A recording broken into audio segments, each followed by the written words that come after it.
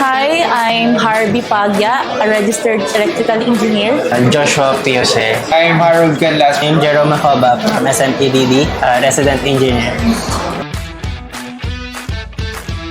Naghahanap kasi kami ng mga lights na syempre hindi yung maliwanag lang.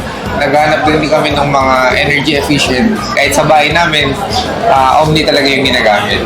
Switches, yun nga rin. Pati outlets. Usually, go to Omni talaga. Omni is very affordable. So, a lot of type din ng mga dim lights and mga ceiling lights. Especially, not just in mga residential, but for commercial and industrial also.